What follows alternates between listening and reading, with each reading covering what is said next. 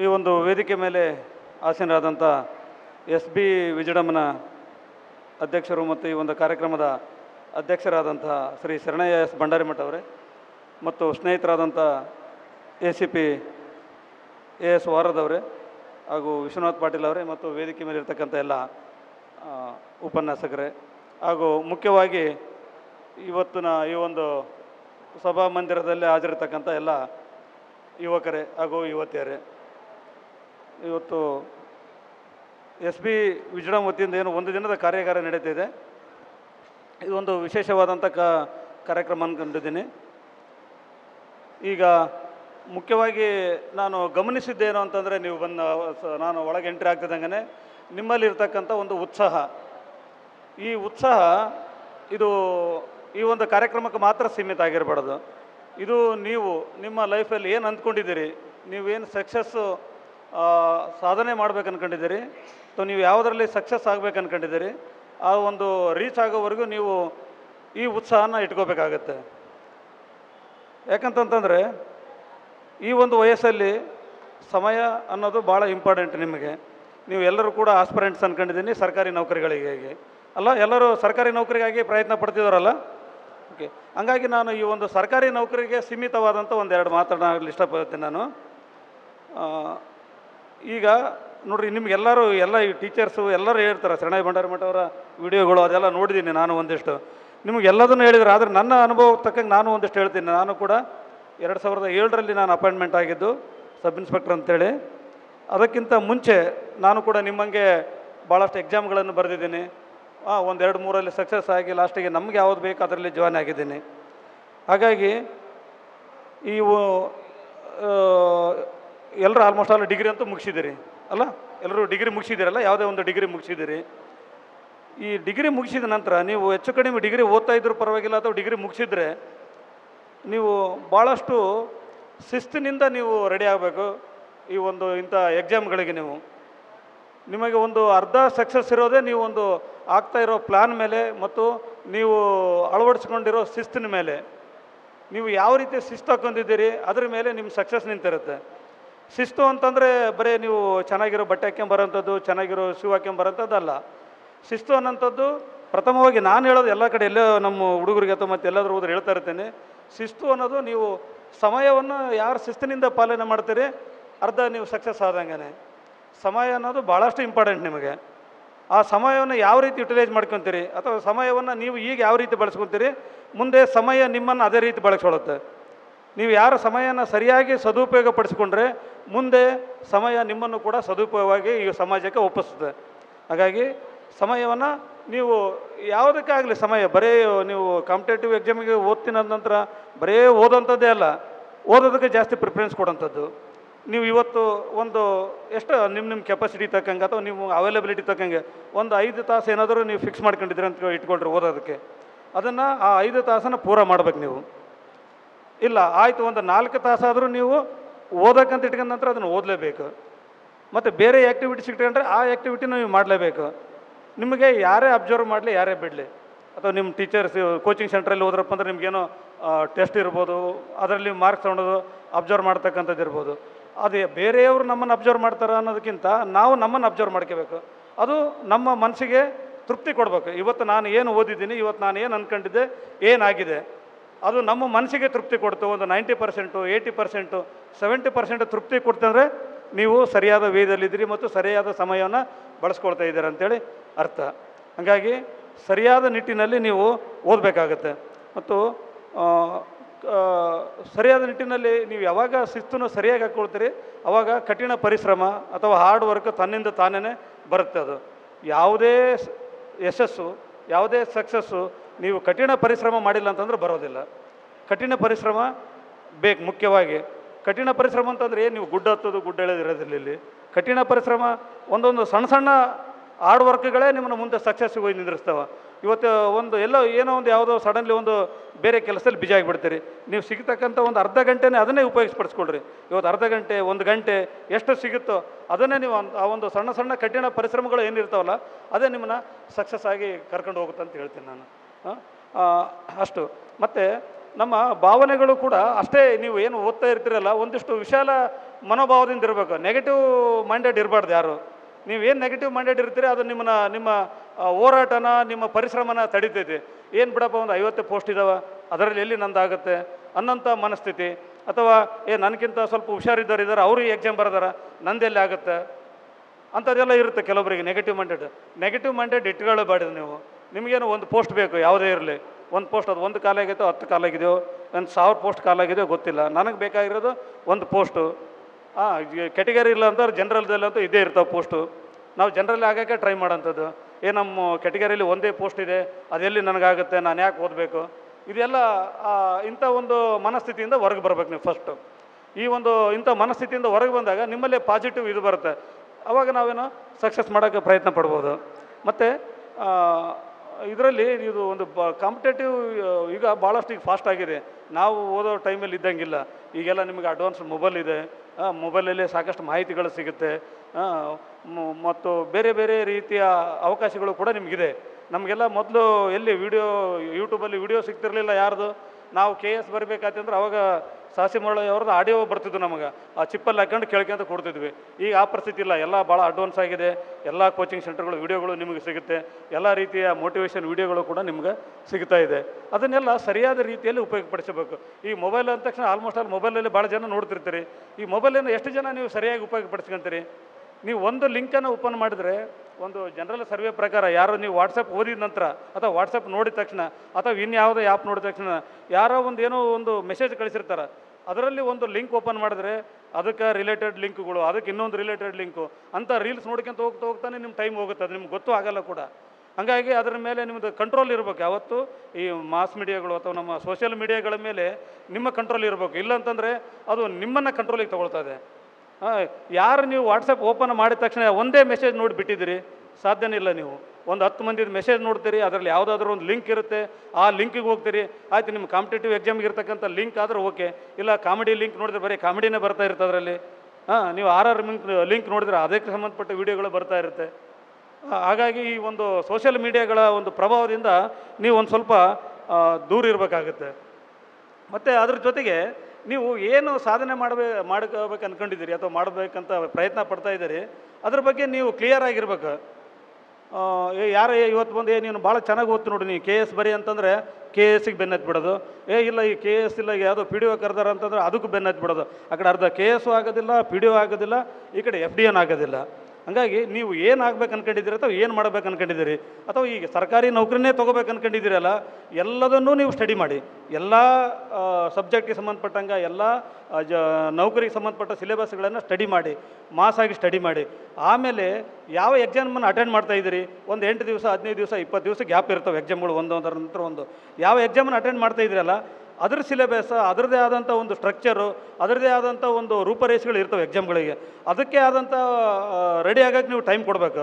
So ಎಲ್ಲದನ್ನು ಓದಿ ಎಲ್ಲದನ್ನು ಕನ್ಫ್ಯೂಸ್ ಮಾಡ್ಕೊಂಡು ಓದಂಥದ್ದಲ್ಲ. ಎಲ್ಲದನ್ನು ಓದಿ ನೀವು ಎಕ್ಸಾಮ್ ಬರಬೇಕಾದ್ರೆ ಬೈಫರ್ಕೇಟ್ ಮಾಡ್ಬೇಕು. ಅದನ್ನು ನಾವು ಯಾವ ಎಕ್ಸಾಮಿಗೆ ಹೋಗ್ತಾ ಇದ್ದೀನಿ, ಅದ್ರದ್ದು ಏನಿದೆ, ಅದ್ರ ಸಿಲೆಬಸ್ ಏನಿದೆ, ಅದನ್ನು ಯಾವುದಕ್ಕೆ ಸಂಬಂಧಪಡ್ತಾ ಇದೆ, ಅದಕ್ಕೆ ತಕ್ಕಂಗೆ ನಾವು ಪ್ರಿಪೇರ್ ಆಗ್ತಕ್ಕಂಥದ್ದು ಮಾಡಬೇಕಾಗುತ್ತೆ. ಮತ್ತು ಅದ್ರ ಜೊತೆಗೆ ನೀವು ಬರೀ ಬುಕ್ಸ್ ಓದೋದ್ರಿಂದ ಅಥವಾ ಒಬ್ಬತ್ತ ಕುಂತ್ಕೊಂಡು ಓದೋದ್ರಿಂದ ನಿಮ್ಮದು ಅಷ್ಟೊಂದು ನಾಲೆಜು ವೈಡ್ ಆಗೋದಿಲ್ಲ. ನೀವೇನು ಮಾಡಬೇಕು, ಎಲ್ಲ ಕಾಂಪಿಟೇಷನ್ ಎಕ್ಸಾಮ್ಗೆ ಓದೋರು ಪೇಪರೆಲ್ಲ ಓದ್ತಾ ಇರ್ತೀರಿ. ಕಾಮನ್ ಚೆನ್ನಾಗಿರೋ ಪೇಪರ್ಗಳು ಓದಿ. ಪ್ರಜಾವಾಣಿ ಪೇಪರ್ ಆಯಿತು, ನಾನಂತೂ ಪ್ರಜಾವಾಣಿ ಪೇಪರ್ ಓದ್ತಾ ಇದ್ದೆ, ಮತ್ತು ಇನ್ನೊಂದು ಡೆಕ್ಕನ್ ಹೆರಾಲ್ಡ್. ಅವೆರಡೂ ಸೇಮ್ ಇದ್ದರೂ ಕೂಡ ನಿಮಗೆ ಇಂಗ್ಲೀಷಲ್ಲಿ ಒಂದಿಷ್ಟು ಅನುಕೂಲ ಆಗುತ್ತೆ, ಕನ್ನಡದಲ್ಲಿ ಪ್ರಜಾವಾಣಿ ಅನುಕೂಲ ಆಗುತ್ತೆ.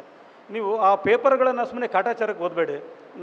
ನಾನು ಅಧ್ಯಯನ ಮಾಡಿದಂಗೆ ಪ್ರಜಾವಾಣಿ ಪೇಪರಲ್ಲಿ ನೀವೇನು ಓದ್ತಿರಲ್ಲ, ರಾಷ್ಟ್ರೀಯ, ಅಂತಾರಾಷ್ಟ್ರೀಯ, ಲೋಕಲ್, ಅದರಲ್ಲೇ ಬೈಫರ್ಕೇಟೆಡ್ ಇರ್ತದೆ. ಸ್ಪೋರ್ಟ್ಸು, ಅದನ್ನೆಲ್ಲ ಸ್ವಲ್ಪ ಗಮನ ಕೊಟ್ಟು ಓದಿ. ನೀವು ಯಾವಾಗಿಂದ ವಿಷಯ ಯಾವಾಗಿಂದೋ ಬರುತ್ತೆ ಅದರಲ್ಲಿ, ಅಥವಾ ಎಲ್ಲ ಪೇಪರಲ್ಲಿ ಬರ್ತಾ ಇರುತ್ತೆ. ಅದನ್ನು ಓದಿ ನೀವು ಎಕ್ಸಾಮ್ ಟೈಮಲ್ಲಿ ಎಲ್ಲದನ್ನು ಕೂಡ ಮತ್ತೆ ಅಷ್ಟು ಪೇಪರ್ ತಿರುವಾಕೋಕ್ಕಾಗೋದಿಲ್ಲ. ಅವಾಗ ನೀವು ನೋಟ್ ಮಾಡಿ ಇಟ್ಕೋಬೇಕು ಇಂಪಾರ್ಟೆಂಟ್ಗಳನ್ನು. ಇವತ್ತೇನೋ ಒಂದು ಘಟನೆ ಆಗಿರುತ್ತೆ, ಅಥವಾ ಇವತ್ತೇನೋ ಯಾವುದೋ ಒಂದು ಪ್ರಶಸ್ತಿ ಕೊಟ್ಟಿರ್ತಾರೆ ಯಾರಿಗೋ ಒಂದು, ಅದು ನಿಮ್ಮ ಎಕ್ಸಾಮ್ ಅನ್ನೋದ್ರಲ್ಲಿ ಮರ್ತೋಗೋ ಚಾನ್ಸಸ್ ಇರುತ್ತೆ. ನೀವು ಒಂದು ಕಡೆ ನೋಟ್ ಮಾಡಿ ಇಟ್ಕೊಳ್ರಿ. ಅದನ್ನು ನೀವು ಅವಾಗ ಎಲ್ಲ ಪ್ರಜಾವಾಣಿ ಪೇಪರ್ನ ಎಲ್ಲ ಮ್ಯಾಗ್ಝಿನ್ಗಳನ್ನು ರಿಪೀಟ್ ಮಾಡೋಕ್ಕಾಗೋದಿಲ್ಲ. ಅವಾಗ ಅದನ್ನು ಅಟ್ಲೀಸ್ಟ್ ನೀವೇ ಮಾಡಿದ ನೋಟ್ಗಳನ್ನು ಓದಿದರೆ ನಿಮಗಿಷ್ಟು ಅನುಕೂಲ ಆಗುತ್ತೆ. ಅದು ಮತ್ತು ನೀವು ಅದು ಹೆಂಗಿರ್ಬೇಕಂತಂದರೆ ಕರೆಂಟ್ ಅಫೇರ್ಸ್ ಓದಂಥವ್ರು ಅಥವಾ ಕರೆಂಟ್ ಅಫೇರ್ಸು ಇದು ಮಾಡೋಂಥವ್ರು ನೀವು ಮಾಡಿರೋ ನೋಟ್ಸಲ್ಲೇ ನಿಮಗೆ ಕ್ವಶನ್ನು ಬರ್ತಿರ್ಬೇಕು. ಎಲ್ಲ ಮ್ಯಾಗ್ಝಿನ್ ಓದಂಥವ್ರು, ಪೇಪರ್ ಓದಂಥವ್ರು ಅದನ್ನೇ ನೀವೇ ಒಂದು ನಿಮ್ಮ ಮನಸ್ಸಲ್ಲೇ ಥಿಂಕ್ ಮಾಡಬೇಕು. ಈ ಕ್ವಶನನ್ನು ಹಿಂಗೂ ಕೇಳ್ಬೋದು, ಈ ಒಂದು ಸೆಂಟೆನ್ಸಲ್ಲಿ 5-6 ಕ್ವಶನ್ ಕೇಳ್ಬೋದು. ಈ ರೀತಿಯೆಲ್ಲ ನೀವು ರೆಡಿ ಆಗಬೇಕಾಗುತ್ತೆ. ಅದಕ್ಕೆ ನೀವು ಮಾನಸಿಕವಾಗಿ ರೆಡಿ ಆಗಬೇಕು. ನಮ್ಮ ಕಲಿಕೆ ಯಾವ ರೀತಿ ಇರ್ಬೇಕಂತಂದರೆ ಗಾಂಧೀಜಿಯವರು ಒಂದು ಮಾತು ಹೇಳ್ತಾರೆ, love as if you were to die tomorrow, learn as if we were to live forever. ಅಂದರೆ ನಮ್ಮ ಕಲಿಕೆಗೆ ಒತ್ತು ಕೊಟ್ಟಷ್ಟು ಹೇಳ್ತೀನಿ. ಇನ್ನೊಂದು ಎರಡು ಸೆಂಟೆನ್ಸ್ ಇದೆ. ನಾವು ಬದುಕಬೇಕಂತಂದ್ರೆ ಹೆಂಗೆ ಬದುಕಬೇಕಂತಂದರೆ ನಾಳೆನೇ ನಾವು ಸಾಯ್ತೀವಿ, ಒಂದು ವೇಳೆ ನಾಳೆ ಸತ್ತರೆ ಯಾವ ರೀತಿ ಬದುಕಬೇಕನ್ನೋದನ್ನು ಹೇಳ್ತಾರೆ. ಅಂದರೆ ಸಿಂಪಲ್ಲಾಗಿ ಬದುಕು ಅದೆಲ್ಲ. ಅದು ಬಿಟ್ಟು ನಾವು ನೆಕ್ಸ್ಟ್ ಸೆಂಟೆನ್ಸಿಗೆ ಒತ್ತು ಕೊಡೋದಾಯ್ತು ಅಂದರೆ ನಾವು ಒಟ್ಟಾರೆ ಸಾಯೋದೇ ಇಲ್ಲ, ಈ ಪ್ರಪಂಚದಲ್ಲೇ ನಾವು ಕೊನೆಯ ತನಕ ಇರ್ತೀವಿ ಅನ್ನೋ ರೀತಿ ಕಲಿಬೇಕಂತೆ ನಾವು. ಅಂದರೆ ಈ ಕಲಿಕೆಗೆ ಏನು ಕೊನೆಯೇ ಇಲ್ಲ ಅಂತ, ನಾವು ಎಷ್ಟು ಕಲಿತರೂ ಕೂಡ ಕೊನೆ ಇಲ್ಲ. ಜ್ಞಾನ ಅಷ್ಟು ದೊಡ್ಡದು. ನಾವು ಈ ಪ್ರಪಂಚದಿಂದ ಸಾಯೋದೇ ಇಲ್ಲ ಅನ್ನೋ ರೀತಿಯಲ್ಲಿ ನಾವು ಕಲಿಬೇಕು. ಅವಾಗ ಮಾತ್ರ ನಾವು ಏನಾದರೂ ಸಾಧಿಸೋಕ್ಕೆ ಸಾಧ್ಯ ಆಗ್ತೈತಿ. ಹಾಗಾಗಿ ಈ ರೀತಿ ಇರ್ತಕ್ಕಂಥದ್ದನ್ನು ಥಿಂಕ್ ಮಾಡ್ಬೇಕು. ಮತ್ತು ಇನ್ನೊಂದು ಸರ್ಕಾರಿ ನೌಕರಿಗಳಂದರೆ ಭಾಳಷ್ಟು ಜನ ಥಿಂಕ್ ಮಾಡೋರು ಈ ಕಡೆ ಭಾಗದಲ್ಲಿ ಮೊದಲು ಆ ರೀತಿ ಇತ್ತು ಜಾಸ್ತಿ, ಈ ಕಡೆ ಎಲ್ಲ ಕಡೆನೂ ಇರುತ್ತೆ, ನಮ್ಮ ಕಡೆ ಸ್ವಲ್ಪ ಜಾಸ್ತಿ ಇದೆ. ಏನಾದರೂ ಶಾರ್ಟ್ ಕಟ್ ಸಿಗ್ಬೋದಾ ನಮ್ಗಂತೇಳಿ. ನಮ್ಮ ಸಕ್ಸಸ್ಸಿಗೆ, ನಮ್ಮ ಜೀವನಕ್ಕೆ ಯಾವುದೇ ಶಾರ್ಟ್ ಕಟ್ ಇಲ್ಲ. ನಮ್ಮ ಜೀವನವನ್ನು ನಾವೇ ರೂಪಿಸ್ಕೋಬೇಕು. ಶಾರ್ಟ್ ಕಟ್ಟಾಗಿ ಹೋದವ್ರು ಏನೇನಾಗಿದೆ ಅಂತೆಲ್ಲ ನೋಡಿದಿರಿ ನೀವು, ಹೌದಲ್ಲ? ಹಾಗಾಗಿ ಯಾವುದೇ ಶಾರ್ಟ್ ಕಟ್ಸ್ ಇಲ್ಲ, ಯಾವುದೇ ಅಡ್ಡದಾರಿಗಳು ಇಲ್ಲ. ನಮ್ಮ ಸಕ್ಸಸ್ಸಿಗೆ ನಮ್ಮ ಓದು, ನಮ್ಮ ಕಠಿಣ ಪರಿಶ್ರಮ, ನಮ್ಮ ಒಂದು ಶಿಸ್ತು, ನಮ್ಮ ಒಂದು ಸಮಯ ಪಾಲನೆ, ಇವೆಲ್ಲವೂ ಕೂಡ ಇದಾಗ್ತವೆ. ಮತ್ತು ಬೇರೆ ಯಾವುದೇ ಅಡ್ಡದಾರಿಗಳಿಲ್ಲ. ಮತ್ತು ನಾವು ಯಾವುದೇ ದೇವ್ರಿಗೆ ನಂಬಿ, ನಾನು ದೇವ್ರನ್ನ ನಂಬ್ತೀನಿ, ಬಟ್ ದೇವ್ರ ಮೇಲೇ ಭಾರ ಹಾಕಿ ಬಿಟ್ಬಿಡೋದಂಥದ್ದು. ನಾನು ಆ ದೇವ್ರಿಗೆ ಬೇಡ್ಕೊಂಡಿದ್ದೀನಿ, ಅವರೇ ನಮ್ಮ ಸಾಧನೆ ಮಾಡ್ತಾರೆ. ಈ ಪ್ರಪಂಚದ ಯಾವುದೇ ಬಾಹ್ಯ ಶಕ್ತಿಗಳು ಬಂದು ನಿಮ್ಮನ್ನು ಸಕ್ಸಸ್ ಮಾಡೋದಿಲ್ಲ. ಅದನ್ನು ನೀವೇ ಸಕ್ಸಸ್ ಆಗ್ಬೇಕು. ನಿಮಗೆ ಯಾವಾಗ ರಿಸಲ್ಟ್ ಬರುತ್ತಲ್ಲ, ನೀವು ಹಾರ್ಡ್ ವರ್ಕ್ ಮಾಡಿ, ನೀವು ಕಠಿಣ ಪರಿಶ್ರಮ ಹಾಕಿದ ನಂತರ ಏನು ಸಕ್ಸಸ್ ಸಿಗುತ್ತಲ್ಲ, ಅದೇ ದೇವರ ಆಶೀರ್ವಾದ ಅಂತೇಳಿ ಅನ್ಕೋಬೇಕು ನಾವು. ನೀವು ಸರಿಯಾಗಿ ಪ್ರಾಮಾಣಿಕವಾಗಿ ಪ್ರಯತ್ನ ಪಟ್ಟರೆ, ಅದು ಹೇಳ್ತಾರಲ್ಲ 90% ಹಾರ್ಡ್ ವರ್ಕ್, 1% ಲಕ್. ಆ ಲಕ್ ಅನ್ನೋಂಥದ್ದು ಅಥವಾ ಅದೇ ದೇವರ ಆಶೀರ್ವಾದ ಸಿಗುತ್ತಂಥ ಒಂದು ಭಾವನೆ ಮೇಲೆ ನೀವು ಪ್ರಿಪೇರ್ ಆಗಬೇಕಾಗತ್ತೆ. ಇದೆಲ್ಲ ಅಂಶಗಳು ಕೂಡ ಈ ಒಂದು ನಿಮ್ಮ ಯುವಕರಿಗೆ ಭಾಳಷ್ಟು ಇದಾಗುತ್ತೆ. ಮತ್ತು ಇನ್ನೊಂದು, ಇದರ ಜೊತೆಗೆ ನೀವು ಆರೋಗ್ಯದ ಬಗ್ಗೆ ಕೂಡ ಗಮನ ಕೊಡಬೇಕು. ಈಗ ಓದ್ತೀರಿ ಅಲ್ಲ, ಓದೋದಕ್ಕೆ ಭಾಳಷ್ಟು ನೀವು ಡೆಡಿಕೇಶನ್ ಮಾಡಬೇಕಾಗುತ್ತೆ. ಊಟ ಬಿಡಬೇಕಾಗತ್ತೆ, ನಿದ್ದೆ ಬಿಡಬೇಕಾಗತ್ತೆ, ಅದೆಲ್ಲದನ್ನು ಮಾಡಬೇಕಾಗತ್ತೆ. ಅದ್ರ ಜೊತೆಗೆ ಆರೋಗ್ಯದ ಬಗ್ಗೆನೂ ಗಮನ ಕೊಡಬೇಕು. ಯಾಕಂದರೆ ನೀವು ತಿಂಗಳಾನುಗಟ್ಟಲೆ ವರ್ಷಾನುಗಟ್ಟಲೆ ಓದ್ತೀರಿ, PSI ಎಕ್ಸಾಮ್ ಅವೆಲ್ಲ ಕಾಲಾಗ್ತವೆ ಇಷ್ಟರಲ್ಲೇ. ಅಂಥ ಟೈಮಲ್ಲಿ ನಿಮಗೆ ಫಿಸಿಕಲ್ ಮಾಡ್ಕೊಳ್ಳೋಕ್ಕಾಗಲಿಲ್ಲ ಅಂತಂದರೆ ಉಪಯೋಗ ಇಲ್ದಂಗೆ ಆಗುತ್ತೆ. ಮತ್ತು ಯಾವುದೇ ಎಕ್ಸಾಮು ಮನುಷ್ಯ ಫಿಟ್ ಇದ್ದಾಗ, ಆರೋಗ್ಯವಾಗಿದ್ದಾಗ ಮಾತ್ರ ಯಾವುದೇ ಎಕ್ಸಾಮನ್ನು ಫೇಸ್ ಮಾಡ್ಬೋದು. ನೀವು ವರ್ಷಾನುಗಟ್ಟಲೆ ಓದಿ, ಊಟ ಬಿಟ್ಟು, ನಿದ್ದೆ ಬಿಟ್ಟು ಎಲ್ಲ ಓದಿ ಯಾವುದಾದ್ರು ಎಕ್ಸಾಮ್ ಬಂತು ಅಂದರೆ ಅಟೆಂಡ್ ಮಾಡೋಕ್ಕಾಗದ ಇರೋ ಪರಿಸ್ಥಿತಿನೇ ತಂದ್ಕೊಬೇಡ್ರಿ. ಹಾಗಾಗಿ ನಿಮ್ಮ ಆರೋಗ್ಯ ನಿಮಗೆ ಗೊತ್ತಿರುತ್ತೆ, ನಮ್ಮ ಕಂಡೀಷನ್ ಏನಂತೇಳಿ. ನಿಮಗೆ ಎಷ್ಟು ಕೆಪಾಸಿಟಿ ಮೀರಿ ಓದಿ ಅದ್ರ ಜೊತೆಗೆ ಆರೋಗ್ಯವನ್ನು ಕೂಡ ನೀವು ಕಾಪಾಡ್ಕೋಬೇಕು. ಆರೋಗ್ಯ ಕಾಪಾಡ್ಕೊಂಡು ಅದ್ರ ಜೊತೆಗೆ ಓದಿರಪ್ಪ ಅಂದ್ರೆ ಅವಾಗ ನೀವೊಂದು ಸಾಧನೆ ಮಾಡೋಕ್ಕೆ ಸಾಧ್ಯ ಆಗುತ್ತೆ. ಇಷ್ಟೇ ಹೇಳ್ತಾ, ಮತ್ತು ನೀವು ಈ ಸ್ಟಡಿಗಳನ್ನು ಆದಷ್ಟು ಒಂದಿಷ್ಟು ನಿಮ್ಮ ಜ್ಞಾನನ ಹಂಚ್ಕೊಳ್ರಿ ಬೇರೆಯವ್ರ ಜೊತೆ. ಕೆಲವೊಬ್ರು ಏನಕ್ಕೆ ನಾನು ಓದಿದ್ದು ಬೇರೆಯವ್ರಿಗೆ ಹೇಳ್ಬಿಟ್ರೆ, ಅಥವಾ ನಾನು ಓದೋ ಬುಕ್ಕನ್ನು ಬೇರೆಯವ್ರಿಗೆ ತೋರಿಸ್ಬಿಟ್ರೆ ಅವ್ರು ಮಾರ್ಕ್ಸ್ ತೊಗೊತಾರೆ, ಇವ್ರು ಜಾಸ್ತಿ ಮಾರ್ಕ್ಸ್ ತೊಗೊತಾರಿಲ್ಲ. ನೀವು ಈ ಜ್ಞಾನ ಹೆಂಗಿರ್ತೈತಿ, ನೀವು ಹಂಚಿದಷ್ಟು ಕೂಡ ಜ್ಞಾನ ನಮ್ಮಲ್ಲಿ ಬೆಳೆಯುತ್ತೆ. ನಾವು ಒಬ್ಬರೇ ಮುಚ್ಚಿಟ್ಕೊಂಡು ಅಂತಂದ್ರೆ ಜ್ಞಾನ ಬೆಳೆಯೋದಿಲ್ಲ, ಅದು ಕೊಳತು ಹೋಗುತ್ತೆ. ಹಂಗಾಗಿ ನೀವು ಯಾವಾಗ ಖಾಲಿ ಕುಂತಾಗ, ಟೀ ಕುಡಿಯೋಕೆ ಹೋದಾಗ, ಅಥವಾ ಇನ್ನೇನೋ ಊಟ ಮಾಡಾಗ ಒಳ್ಳೆ ವಿಷಯಗಳನ್ನು ಡಿಸ್ಕಸ್ ಮಾಡಿ. ಫ್ರೆಂಡ್ಸ್ ಜೊತೆಗೆ ಒಳ್ಳೆ ವಿಷಯಗಳನ್ನು ಡಿಸ್ಕಸ್ ಮಾಡಿ. ಫ್ರೆಂಡ್ ಸರ್ಕಲ್ಗಳನ್ನು ಕೂಡ ಸ್ವಲ್ಪ ಚೆನ್ನಾಗಿ ನಿಮ್ಗೆ ಅಡ್ಜಸ್ಟ್ ಆಗೋಂಥವ್ರನ್ನು, ಅಥವಾ ನಿಮ್ಮ ಒಂದು ಕಾರ್ಯಕ್ಕೆ, ನಿಮ್ಮ ಒಂದು ಪ್ರಯತ್ನಕ್ಕೆ ಪೂರಕವಾಗಿರ್ತಕ್ಕಂಥ ಫ್ರೆಂಡ್ಶಿಪ್ಪನ್ನು ಬೆಳೆಸ್ಕೊಳ್ಳಿ. ಅಂದ್ರೆ ನಿಮ್ಗೆ ಇವೆಲ್ಲ ಪ್ರತಿಯೊಂದು ಕೂಡ ಒಂದೊಂದು ಸ್ಟೆಪ್ ಬೈ ಸ್ಟೆಪ್ ನಿಮಗೆ ಒಂದೊಂದು ಯಶಸ್ಸಿಗೆ ಒಯ್ತವೆ. ಮತ್ತು ಅದ್ರ ಜೊತೆಗೆ ಇದನ್ನು ಸ್ವಲ್ಪ ಗಮನ ಕೊಟ್ಟು ಕೇಳ್ರಿ ಎಲ್ಲರೂ. ಇವಾಗ ನೀವೇನು ತ್ಯಾಗ ಮಾಡ್ತೀರಿ, ನೀವು ಮುಂದೆ ಸಕ್ಸಸ್ ಆದಮೇಲೆ ಅದನ್ನು 10 ಪಟ್ಟು ನೀವು ಅನುಭವಿಸ್ಬೋದು. ಒಂದು ನಿಮಗೆ ಸಣ್ಣ ಉದಾಹರಣೆ ಹೇಳ್ತೀನಿ. ಇವತ್ತು ನೀವು ಈ ಒಂದು ನೌಕರಿ ಸಿಗೋ ತನಕ ಭಾಳಷ್ಟು ಫಿಲ್ಮ್ ನೋಡ್ತಾ ಇದ್ರಿ, ಅಥವಾ ಒಂದೇ ಫಿಲ್ಮ್ ನೋಡಿದ್ರಿ ಅಂತ ಇಟ್ಕೊಂಡು, ಒಂದು ಯಾವಾಗಾದ್ರೂ ಮನೋರಂಜನೆ ಬೇಕಾಗುತ್ತೆ. ಒಂದು ಫಿಲ್ಮನ್ನು ನೀವು ನೋಡಿರಿ, 10 ಫಿಲ್ಮ್ ನೋಡೋರು ಒಂದು ಫಿಲ್ಮ್ ನೋಡಿ ಆ ಟೈಮನ್ನು ಓದೋ ಕಡೆಗೆ ಇದು ಮಾಡಿ. ನೀವು ನೌಕರಿ ಸಿಕ್ತು ಅಥವಾ ಇನ್ನೇನೋ ಸಕ್ಸಸ್ ಆದ್ರೆ ಅಂದಮೇಲೆ ನೀವು 10 ಫಿಲ್ಮಲ್ಲ, ದಿವಸ ಒಂದು ಫಿಲ್ಮ್ ನೋಡಿದ್ರೆ ನಿಮ್ಮನ್ನು ಯಾರು ಕೇಳೋದಿಲ್ಲ. ಆ ರೀತಿ ಮತ್ತು ಇದು ಹೇಳಿದ ಎಲ್ಲದಕ್ಕೂ ಕೂಡ ಬರೀ ಒಂದಕ್ಕೆ ಅಲ್ಲ, ನಿಮ್ಮದು ಏನು ನಿಮಗೇನು ಡಿಮೆರಿಟ್ಸ್ ಇರುತ್ತೆ ನಿಮ್ಗೆ ಗೊತ್ತಿರುತ್ತೆ. ನಾನು ಇದರಲ್ಲಿ ವೀಕ್ನೆಸ್ ಇದ್ದೀನಿ, ನಾನು ಇದರಲ್ಲಿ ಈ ವೀಕ್ನೆಸ್ಸನ್ನು ನಾನು ಈಗ ಕಂಟ್ರೋಲ್ ಮಾಡಿದರೆ ಅಥವಾ ಆ ವೀಕ್ನೆಸ್ಸಿಂದ ಹೊರಗೆ ಬಂದರೆ ಮುಂದೆ ನನಗೆ ಒಂದು ಯಶಸ್ಸಿದೆ ಅನ್ನೋದನ್ನು ತಿಳ್ಕೊಂಡಾಗ ಏನಾಗುತ್ತೆ, ಇವಾಗ ಸ್ವಲ್ಪ ಕಷ್ಟಪಟ್ಟರೆ ನೀವು ಮುಂದೆ ಜೀವನದಲ್ಲಿ ಭಾಳಷ್ಟು ಸುಖವನ್ನು ಪಡ್ಬೋದು. ಒಂದು ಸಲ ನೀವು ಸರ್ಕಾರಿ ನೌಕರಿ ತೊಗೊಂಡ್ರೆ, ನಾನಿಲ್ಲಿ ನೀವೆಲ್ಲರೂ ಅದರ ಆಸ್ಪಿರೆಂಟ್ ಅಂತ ಒಂದು ಇದರಿಂದ ಆ ಚೌಕಟ್ಟಲ್ಲಿ ಮಾತ್ರ ಮಾತಾಡ್ತಾ ಇದ್ದೀನಿ. ನೀವು ಒಂದು ಸಲ ಸರ್ಕಾರಿ ನೌಕರಿನ ತೊಗೊಂಡ್ರೆ ನಿಮ್ಮ ಮನೆ, ನಿಮ್ಮ ಭವಿಷ್ಯ, ನಿಮ್ಮ ಒಂದು ಕುಟುಂಬದ ಭವಿಷ್ಯನೂ ಚೇಂಜ್ ಆಗುತ್ತೆ. ನಿಮ್ಮ ಒಬ್ರದ್ದಲ್ಲ, ನಿಮ್ಮ ತಂದೆ ತಾಯಿನೂ ಚೆನ್ನಾಗಿ ನೋಡ್ಕೋಬೋದು, ನಿಮ್ಮ ಹೆಂಡತಿ ಮಕ್ಕಳಂತೂ ಚೆನ್ನಾಗಿ ನೋಡ್ಕೊಂತೀರಿ. ಅದ್ರ ಜೊತೆಗೆ ನಿಮ್ಮ ಅಣ್ಣ ತಮ್ಮರಿಗೆ ಅಥವಾ ನಿಮ್ಮ ಯಾರಿಗೋ ಕುಟುಂಬದವ್ರಿಗೆ ಹೆಲ್ಪ್ ಮಾಡ್ಬೋದು. ಇದೆಲ್ಲ ಒಂದು ಸರ್ಕಾರಿ ನೌಕರಿ, ಒಬ್ಬರಿಗೆ ಆ ಒಂದು ಕುಟುಂಬದಲ್ಲಿ ಒಂದು ಸರ್ಕಾರಿ ನೌಕರಿ ಬಂತಂದರೆ ಆ ಮನೆಯಲ್ಲಿ ಒಂದು ಪ್ರೊಟೆಕ್ಷನ್ ಇರ್ತಕ್ಕಂಥ ಫ್ಯಾಮಿಲಿ ಆಗುತ್ತೆ. ಅದು ಫೈನಾನ್ಷಿಯಲಿ ಪ್ರೊಟೆಕ್ಷನ್ನು ಮತ್ತು ನೀವು ಬೇರೆ ಬೇರೆ ರೀತಿಯಿಂದ ಸಾಮಾಜಿಕವಾಗಿ ಪ್ರೊಟೆಕ್ಷನ್ನು ಮತ್ತು ನಿಮ್ಮ ಒಂದು ಕುಟುಂಬಕ್ಕೆ ಸಿಗ್ತಕ್ಕಂಥ ಮರ್ಯಾದೆನೇ ಬೇರೆ ಆಗುತ್ತೆ. ಮತ್ತು ನಿಮಗೆ ಈ ಸಮಾಜದಲ್ಲಿ ಈಗೇನು ಮರ್ಯಾದೆ ಕೊಡ್ತಾರೆ ನಿಮ್ಮ ಫ್ರೆಂಡ್ಸು ಅಥವಾ ನಿಮ್ಮ ಬಂಧು ಬಾಂಧವರು, ನೀವು ಯಾರು ಹಿಂದೆ ಮುಂದಿರೋರು, ಬೈಯೋರು, ಆಡ್ಕೊಳ್ಳೋರು, ಇವರೆಲ್ಲರೂ ಏನಿರ್ತದಲ್ಲ, ನೀವು ಒಂದು ನೌಕರಿ ತೊಗೋರು ಆಟೋಮೆಟಿಕ್ ನಿಮ್ಮ ಹತ್ರ ಬರ್ತಾರೆ, ನಾನು ಅನ್ಕೊಂಡಿದ್ದು ನೋಡಿ ಇವ್ನು ಸಾಧನೆ ಮಾಡ್ತಾನೆ ಅಂತೇಳಿ. ಈಗ ಅವರೇ ಬೈತಿರ್ತಾರೆ, ಇವನೇನಪ್ಪ ಸುಮ್ಮನೆ ಅಡ್ಡಾಡ್ತಾನೆ, ಓದೋದಿಲ್ಲ ಅಂತೇಳಿ. ನೀವು ಒಂದು ಸಲ ಸಕ್ಸಸ್ ಆದ್ರಿ, ಒಂದು ಯಾವ್ದಾರ ನೌಕರಿ ತೊಗೊಂಡ್ರೆ ಒಂದು ಫಸ್ಟ್ ಫೈನಾನ್ಷಿಯಲಿ ನಿಮಗೆ ಪ್ರೊಟೆಕ್ಷನ್ ಸಿಗುತ್ತೆ, ನಿಮ್ಮ ಕುಟುಂಬದಲ್ಲಿ ನಿಮ್ಮ ಮರ್ಯಾದೆ ಸಿಗುತ್ತೆ, ನಿಮ್ಮ ಸಂಬಂಧಿಕರಲ್ಲಿ ನಿಮಗೆ ಮರ್ಯಾದೆ ಸಿಗುತ್ತೆ, ನಿಮ್ಮ ಸರ್ಕಲಲ್ಲಿ ಈ ಸಮಾಜದಲ್ಲಿ ನಿಮಗೆ ಒಂದು ಅಂತಸ್ತೇ ಬೇರೆ ಆಗುತ್ತೆ, ಒಂದು ಮರ್ಯಾದೆ ಕೊಡೋ ರೀತಿಯೇ ಬೇರೆ ಆಗುತ್ತೆ. ಹಾಗಾಗಿ ನೀವೆಲ್ಲರೂ ಈಗೇನು ಈ ಕಾರ್ಯಾಗಾರ ಏನು ಮಾಡ್ತಾ ಇದ್ದಾರೆ ಅದರ ಈ ಭಾಗದಲ್ಲಿ ಇವರು ಎಸ್ ಭಂಡಾರಿ ಅವರು ಬಿಜಾಪುರದಲ್ಲಿದೆ, ಮತ್ತು ಬೇರೆ ಬೇರೆ ಕಡೆ ಎಲ್ಲ ಕೋಚಿಂಗ್ ಸೆಂಟರ್ಗಳು ಇದ್ದಾವೆ ಅವರು. ಮತ್ತು ಈ ಭಾಗದಲ್ಲಿ ಏನು ಕೋಚಿಂಗ್ ಸೆಂಟರ್ ಇದೆ, ಈ ರೀತಿ ಕಾರ್ಯಾಗಾರಗಳನ್ನು ನೀವೆಲ್ಲ ಯೂಸ್ ಮಾಡಿಕೊಡ್ರಿ. ಈ ಬಂದು ಕುಂತು ಹೋಗೋದು ಅಲ್ಲ, ಈ ಬಂದು ಕುಂತು ನಾನು ಕೇಳ್ತೀರಿ, ನಮ್ಮ ಫ್ರೆಂಡ್ಸ್ ಹೇಳ್ತಾರೆ, ಇವರೆಲ್ಲರೂ ಮಾತಾಡೋದು ಹೇಳ್ತಾರೆ. ಇವತ್ತೊಂದು ದಿವಸ ಆ ಜೂಮ್ನಾಗ ಇರ್ತೀರಿ, ಇವತ್ತು ಯಾರು ಆಫೀಸರ್ ಬಂದಿದ್ರಪ್ಪ ಡೆಪ್ಯೂಟಿ ಕಮಾಂಡೆಂಟ್ ಏನು ಹೇಳಿದ್ರು ಅದರಂಗೆ ಮಾಡ್ಬೇಕಂತೇಳಿ, ನಾಳೆ ಏನಾದ್ರಾಗ ಮರೆತು ಬಿಡ್ತೀರಿ. ಹಂಗಲ್ಲ, ಯಾವುದನ್ನು ನೀವು ಕೇಳ್ತೀರಲ್ಲ ಅದನ್ನು ಅಷ್ಟನ್ನು ಯಾರು ಫಾಲೋ ಅಪ್ ಮಾಡೋಕ್ಕಾಗಲ್ಲ ಅದು.